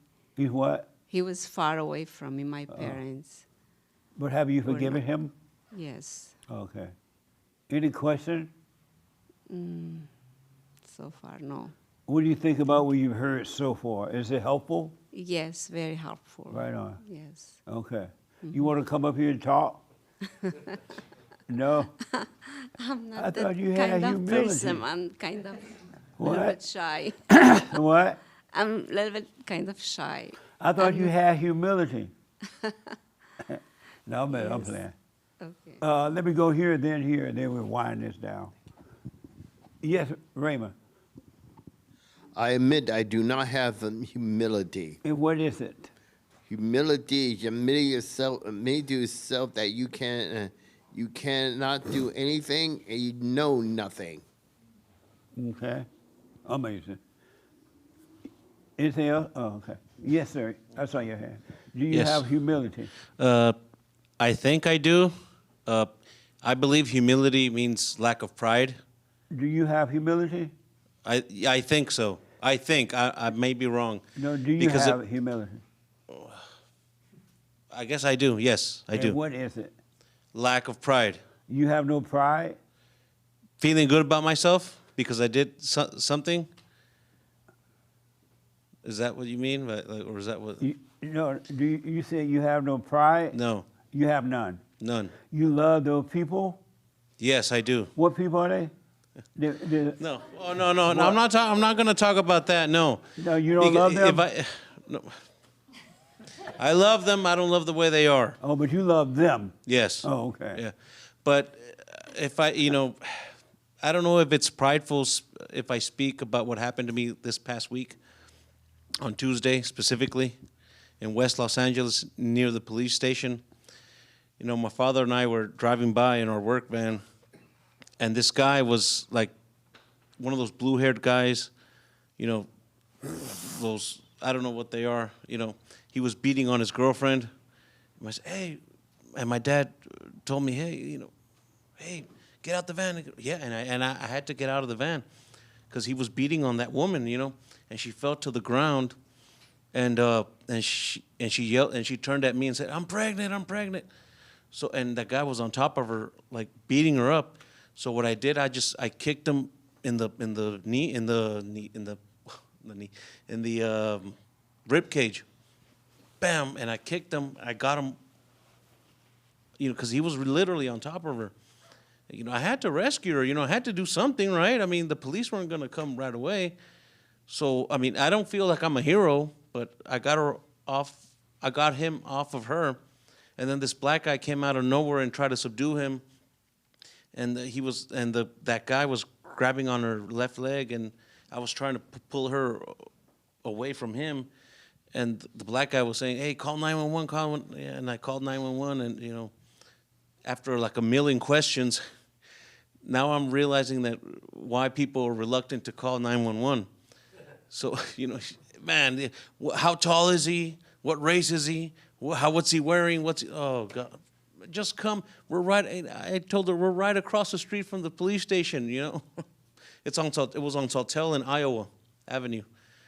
And, whatever, man. I don't think I'm a hero, but at least I was able to, get him off of her. And we left. We drove off. My dad circled the block to see, and then there was other people trying to subdue that guy. I think that guy was like on drugs or something.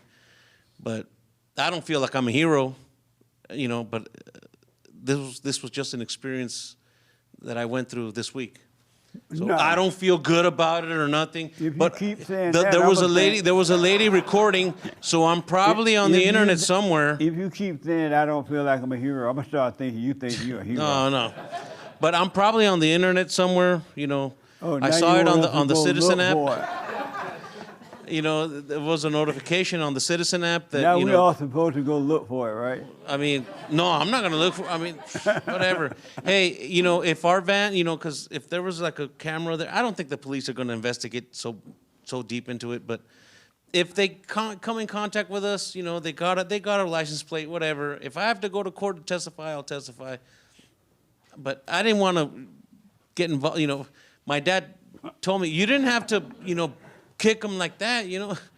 Just subdue him. Well, I mean, I don't want to spend all afternoon being questioned by the police, and then let's get out of here. As long as that girl's safe, and you know she was able to get back into her car, and you know, whatever, man. You know. Okay, amazing. I probably broke the law by coming in and just kicking him, right? No, I probably did, right? I'm the evil guy, right? It wasn't him beating up on her, right? I mean, that was just an experience, you know. Man, there's so much stories to tell, but yeah. Don't tell anymore. No. Yeah. So that's what happened to me on Tuesday. Right on. Amazing. You know, yeah. You're a hero. Ah. Yes, sir. I just wanted to add about the humility thing. Do you have humility? Yes, I do. And what is it? Well, that's what I was going to say is that it seems like there's the world's definition of what humility is, and then there's the humility that you get through God's love.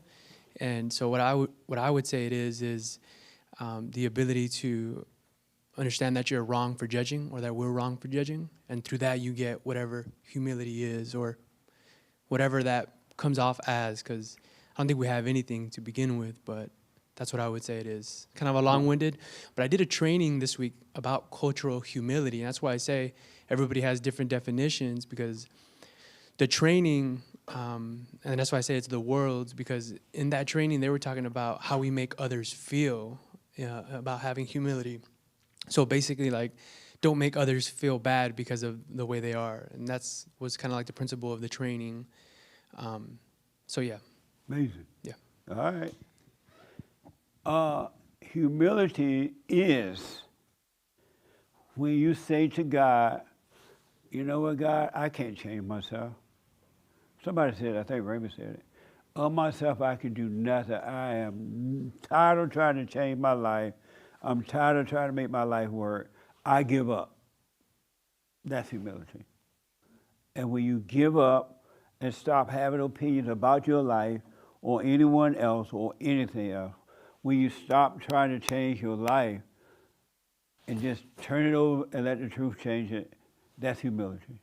But as long as you're trying to fix yourself or think you know something, you're so smart, and you know, you're not a humble person. That's all ego. So give up. Stop trying to change anything about yourself, especially spiritually. Give up and just let it happen. Your whole life will change. Because we can't change anything. The Spirit of Truth tells us that we can't, of ourselves we can do nothing, and of ourselves we know nothing. So stop and give up thinking you know anything. You got to be dumb so you can be smart. And the smart that you have will come from the Father, just like the dumbness that you have come from Satan. We don't know nothing, don't know anything. And that's why I hear people say, oh, but the silent prayer is so hard. It's so hard to do. How long will this take? This is too rough, because you haven't realized yet that of yourself you can do nothing. There's nothing to fight for, and there's nothing to fight with. Give up the fight, get off the battlefield, stop the fighting, and just live. And let the Spirit of Truth fight for you, and He will. He loves you. He'll do it for you. But as long as you try to do it for yourself, He can't do it. He cannot do it. Any question about that or disagreement? And you will get to the point, you know what, God, I've tried everything I can do. It's not working. I give up. Let your will be done. Yes, sir.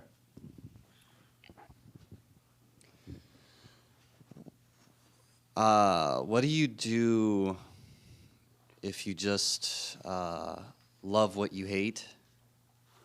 What do you do? if you are just, yeah, like stuck in your identity. Stop hating it. Okay. Yeah. Yeah. Don't love nor hate it. Have no opinion about it, and you'll overcome it. This I promise you. I see that. Yeah. Okay. Amazing. Did anybody do the thought watching thing? Did y'all hear me say be a thought watcher for 1 week? Oh, good. You had your hair? Okay. Yes. And so did you thought watch for a week? Yes. And tell me about it. It was amazing because my thoughts tried to convince me that I was too tired because I've been busier at work. And there was thoughts that came in that just wanted me to get out of going to work. And I was just watching the thoughts because I was being a thought watcher. And I didn't do anything because before I used to just try and wish that these thoughts would go away on their own. But I have to put in the work, so I've been watching them, and I just did the silent prayer, and I didn't wish them to go away. I just sat with it, and I woke up with so much energy. So I know that was given to me by God because I didn't try to give myself the energy. I just let it flow through me, and it helped. Amazing. Nice. Anybody else? I saw another hand. Yes, Raymond.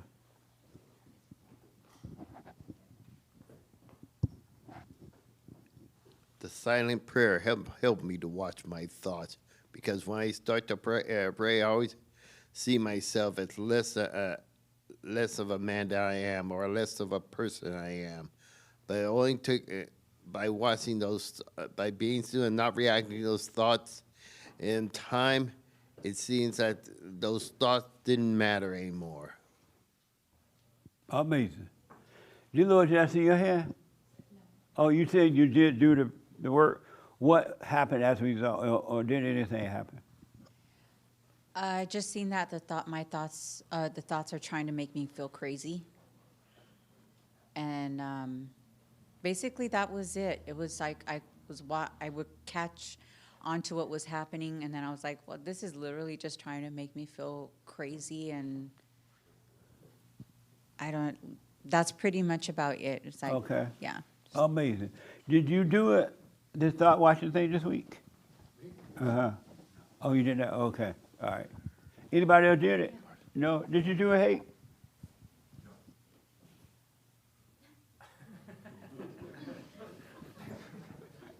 No. You said no? I want the world to hear you. I said no. Alas. You getting fired. Okay. Why you didn't do it? It's like I forget right away. You forget to be a thought watcher. I think that I didn't catch the thought that I can't do that, so I just don't even try. Oh, okay. Did you do an anchor baby? Yeah. Well, I can't hear. Yeah, I did. And? About an amazing week. You had an amazing week? It was a perfect week. What happened? Nothing. As a result of watching? Nothing. Okay. But that was a good thing, though.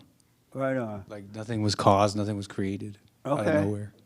I'm going to tell you in a minute what made me think of that, to tell you guys to do it or suggest it. Yes. So I did do the homework this week, and what I realized, I had a lot of those hot moments, my ears, and that's the first sign that was realizing that what the thoughts are coming. And as soon as I felt that, I stopped, and I just sat there, and I realized what was going to happen afterwards.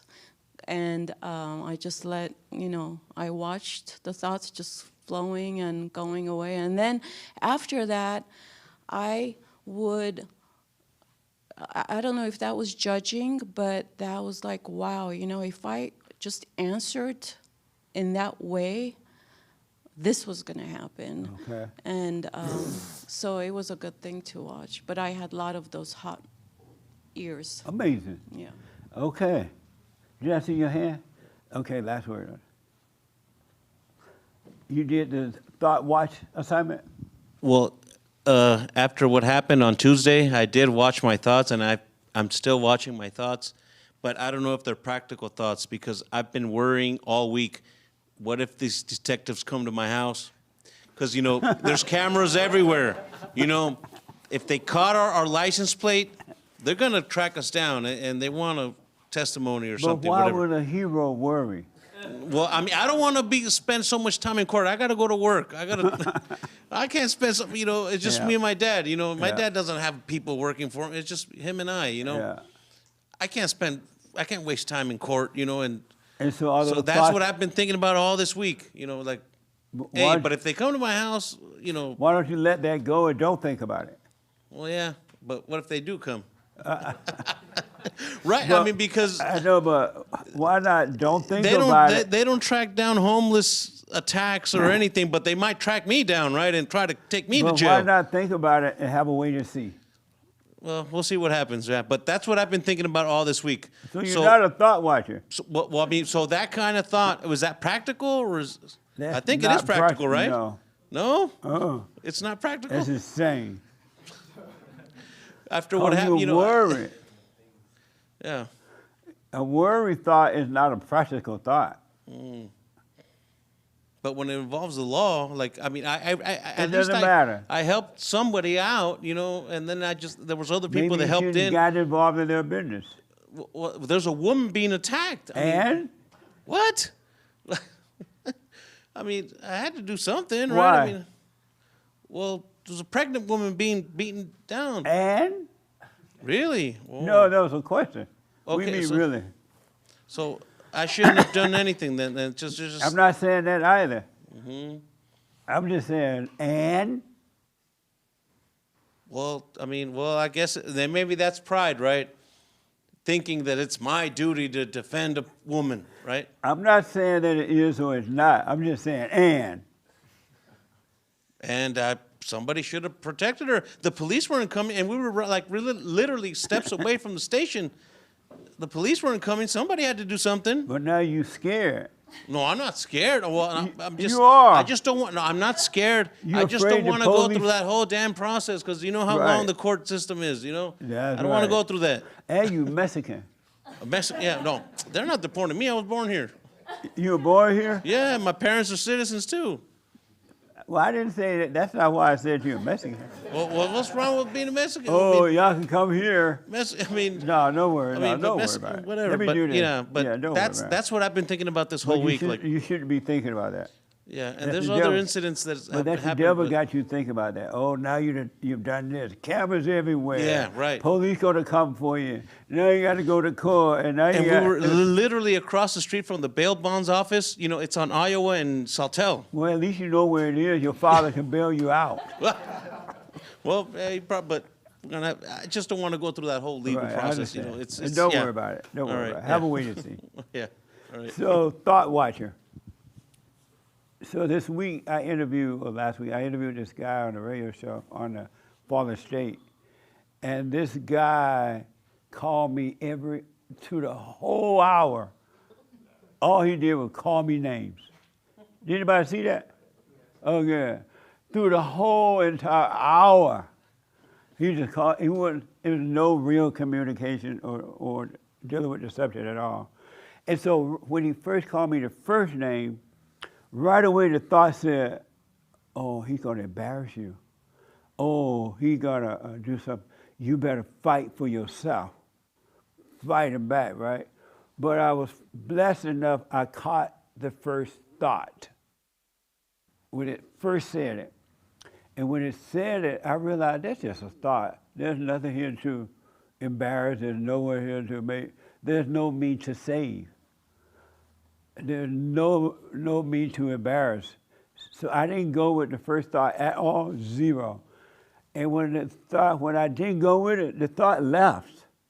And I felt nothing about it. I felt no embarrassment. I felt no reason to argue with him. I saw there was no me to save at all. There's only the present, practical thinking, and present thinking.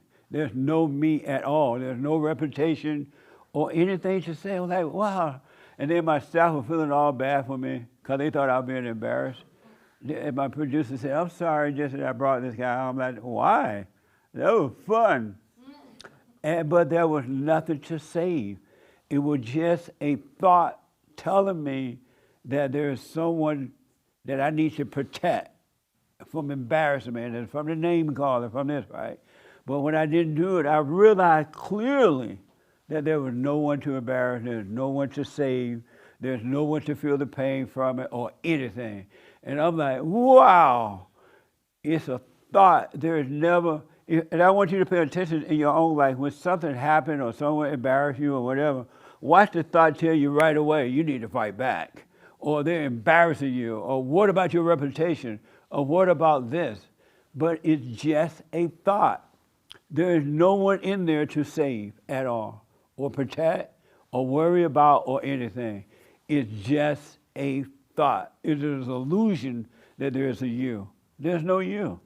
It's just a thought. So when somebody go off on you or they yell at you, as long as they're not physically touching you, just know right away the thought go, emergency, emergency, emergency. There's someone to save.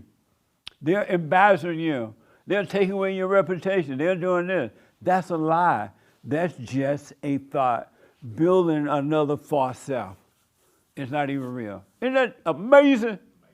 It was so much fun to just, I thought the guy was kind of funny, and he was just crazy. But I understood him. He was lost. And I want you to practice thought awareness, right? And stop going with it. You'll see there's nobody there to protect. There's no one to think about what others are going to think. There's no one to worry about embarrassment or anything. There's no reputation to lose. There's nothing to lose. You think there's something to lose because you believe a thought. A thought is just a thought. It has no life, no nothing. Isn't that amazing? Yeah. So I said, that's going to be the assignment as we become a thought watcher. That's amazing. There's no one there. The thought tells you someone is there. Someone there to hurt their feelings. Someone there to be feeling sad for other people. Someone there to take on other people's pain. Someone there it's not true. It's just a thought. Just a thought. Oh, my husband beat me. My husband's so mean to me now, I got to be nice to him. I love that man. I'm going to cook more. That's just a thought. Oh, my wife beat me. Oh, my wife, I'm afraid of doing this, I'm afraid of that. It's just a thought. Respond to that for me. The lady in the middle here. Respond on what? What I just said about it's just a thought. There's no one to protect. Nothing is happening to you because there is no you. It's just a thought. That's right. It is a thought, and you just work on it to control and not let it get to you. And if you let it go, just be aware of it. That one thought would disappear too, and you would go through that situation, nothing would touch you. That's right. Isn't that amazing? Yes. Are you doing that now? Yes, I am definitely. Right. Any working question on about it? No, actually, I'm doing pretty good at controlling my thoughts. Of course, they visit you once in a great while, even though you don't want them. Right. But you say, okay, get back to where you were at, send them back. Right Definitely, on. Yes. I want you to know it's just a thought. It's not real. No one is hurting you. You have nothing to lose. Nothing at all. You have nothing to lose. This thought is trying to create an invisible person there and make you think that it's real, and it's not. Amazing. Mimi, what do you think about that interview? What were you going through your mind when you saw it? It's funny that you brought that up because I forgot, but that interview was so interesting to see someone that was so upset and for someone to do nothing about it. And some of the stuff, one thing in particular that you said, I was like, oh my gosh, that is brilliant. You guys started talking about hate crimes, and he's like, that's a hate crime. And you're like, all thoughts are hate crimes. And he's like, no, but this is a hate crime. And he says, you said, well, tell me about a love crime. And I was like, that's brilliant. There is no such thing as a love crime. And had you gotten offended by the way he was engaging you, you probably would have started defending yourself. But instead, there was this really amazing exchange about love and hate, which is really what a lot of that stuff was about anyways. And I was like, there is no such thing as a love crime. It's all hate crimes, you know? And just that exchange, it was a great interview. It really was. Check it out on the fallerstate.tv if you haven't seen it yet. So you committed a love crime.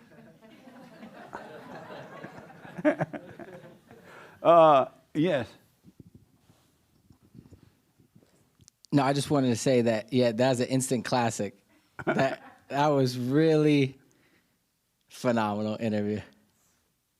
I just wanted to say that. Right on. I really enjoyed, obviously the MLK Zero thing was funny, and then him losing his mind to that. But I think what was really funniest part was when you proposed Ye as a presidential candidate, and him being Jewish, he really got ticked. So, instant classic. Thank you for providing us with another one. It's amazing. and I'm telling you all this because I want you to know God loves you. He loves all of us. He totally loves us. But we are identified with the wrong self. You're identified with an illusion. The real you have no problems. You have no worries. You have no past. You have no future. The real you're not guilty of anything. You have never done anything in your whole life. You've never done anything wrong. Never done anything wrong. The real you is neither a saint nor a sinner. The real you is perfect. And you just don't know it because you've been lied to all of your life with all these different names and titles, and you believe them, and you live in that because you believed a lie from your parents, from your teachers, from your preachers, from your experts, and some of my experts, and from your everything. You believed a lie. That's why God said he will give you a new mind. He will renew your mind. All of your sins have been forgiven. You're not a sinner nor a saint. And God knows that thought is what's working through you. It makes you feel and it makes you act. And you're not doing that at all. You're not in control at all. You believe a thought. That's why when you stop believing them, then the truth takes over, and now you believe the truth. You will know the truth, and the truth will lead you. You're not guilty. Stop being guilty. It's just a thought. It's not real. And whatever other people think about you, just know that they can't see. So don't be mad at them. Love your enemy as the Father loves you, and let his will be done on earth as it is in heaven. And it will. You will be of love. And love is not an emotion. Love is life. Love is freedom. Love is simplicity. Love is never judging. Love is just living your talent, being grateful, having fun, enjoying your life. You'll be in the world, but not of it, because you and the mind of God will be one. You will have his thoughts. But you got to let the devil's thoughts go. All those thoughts are evil. Even the ones that seem good are evil. No such thing as a true thought. But you got to let them go and work on it. Stay with it, and don't judge yourself. And eventually you get a little more light and a little more light and a little more light. And you will see that no one can hurt you because there's no one to be hurt. You will be a doormat. They'll be trying to hurt you, and they will get mad when they can't hurt you. They'll go nuts, but they can't hurt you, and you'll look at them with understanding. They cannot see. This is not personal. He can't help it. You will love them and not hate them. And you will be the light of the world. Men and women, you will be the light of the world and the salt of the earth. And those who are looking for the light in your environment will find it in you. Then they'll ask you about it. Then you can point them to the light in themselves. You will know it has nothing to do with you. Isn't that amazing? Yes. Any question about that? It's just a thought. Yes, sir. Last word. I wanted to make a comment. My son was in baseball, and the coach was not really liking me, and he had made it clear to me by not letting my kid play baseball during the game. So I went up to him, and I guess I embarrassed him by asking him, why is my son not playing? And he got embarrassed by everybody around. And I was sitting in the car at his practice, and the coach, unannounced, just walked up and pointed at me and said, you one-on-one, let's talk right now. And I got out of the car, had zero thoughts in my head, and basically everything I said to him was, I felt like from God, because I didn't have any thoughts of what I was saying. And I made it pretty clear to him that the kids are here to have fun. They're only 9 years old. And at the end of the conversation, I explained to him that he's not Denzel Washington. This isn't Remember the Titans. He doesn't need to act like that this is some championship game that he needs to win. And ever since then, he's put my kid out every inning. He's put my kid out to bat first. And I mean, I felt like I just spoke through the Lord, though. I didn't feel like that I was throwing any hatred at him. I wasn't throwing nothing negative or trying to be big and bad. I just kind of let him know how it is. And ever since then, it seems like that he's been a lot better with the whole team. You show him love. Yeah. Just be honest, but don't hate. Yep. Absolutely. Amazing. Nice. One thing I want to tell you about when you let thought go too, thought makes you change your mind in different situations. It makes you act a certain way, and all depending on what situation you're in, you put on a certain personality or whatever, right? But when you have no thoughts, no matter what you're doing and what situation you're in, you're going to always be the same. Nothing's going to change.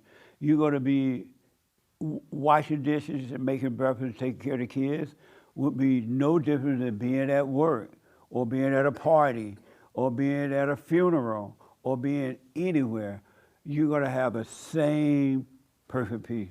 You won't be switching attitude based on your environment. We have no thought.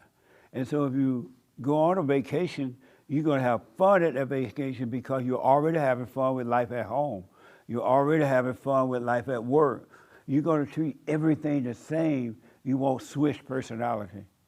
You're only switching personalities because the thought tell you, oh, you got to be professional right now, or you got to be a certain way now. You got to respect the preacher or the politician or the president.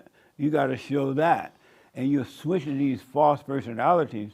But if you had no thought and you only had love, you're going to be the same way in everything you do.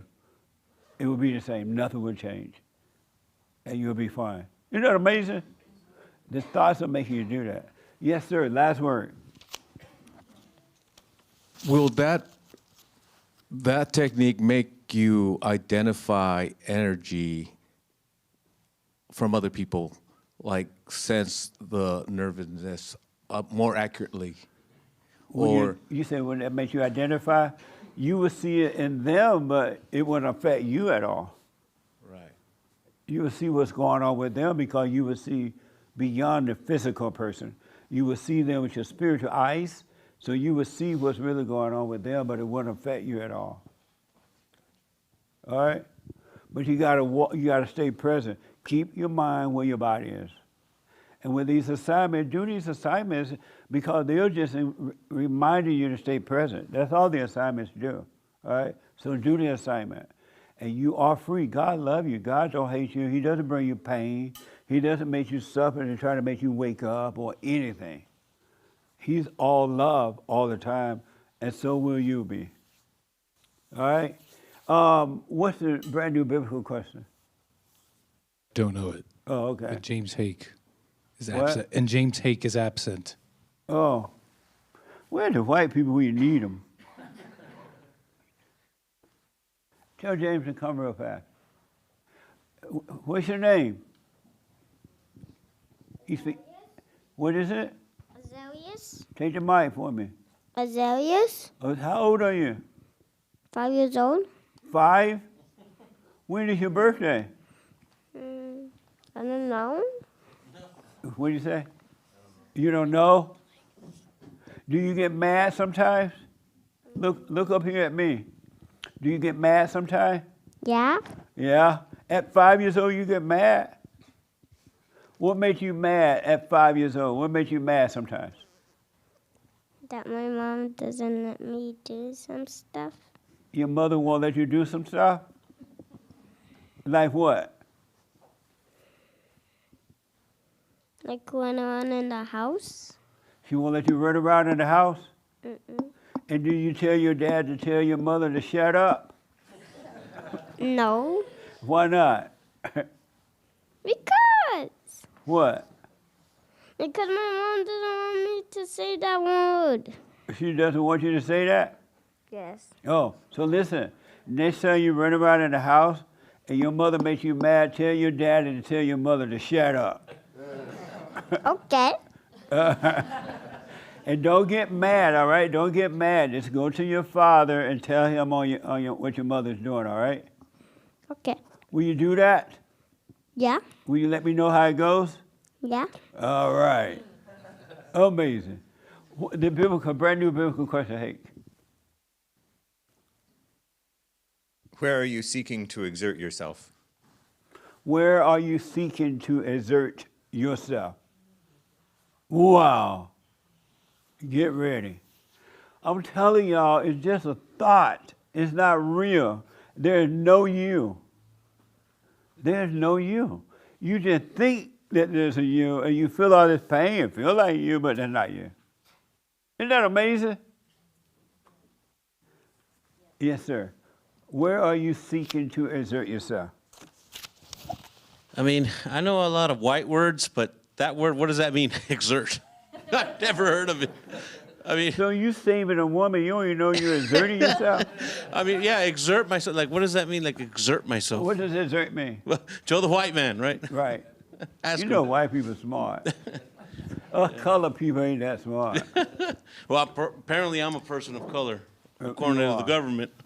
Exert means to make an effort. Oh, to make an effort. So the question is, like, where are you seeking to exert yourself? So where do I seek to make an effort? Yeah. I don't think I need to make an effort. When you jumped out there in that truck. No, well, I did. Well, Were you somebody making was an in effort? danger. I had to do it. Oh, okay. But you Yeah. weren't making an effort. No. Oh, okay. Yeah. So, amazing. Thank yeah. you. Mm-hmm. All right. Okay. That's the biblical question. We'll do the super chat tomorrow. Listen, keep life very simple and live and forget about the world. All right? Be free. You were made to be free. You were made to be perfect. And you are. And you are perfect when you have perfect love. When you have no anger but perfect love without judgment, you are perfect. You're absolutely perfect. We have perfect love. Yes, sir. What are you thinking about right now? No, yeah, it's a good way to sum it all up. What, is it helpful for you? Mm-hmm, yeah. Will you start doing the prayer so your life can just be fine? I'm going to try it. Yeah. And stay with it. Do both. Do your hoop and holler and be still and know God. Mm-hmm. Pray to the devil and then pray to God. Okay. All right. Okay. Thanks for your support, tithes and offerings, and we'll see you tomorrow on the show. Bye. Amazing.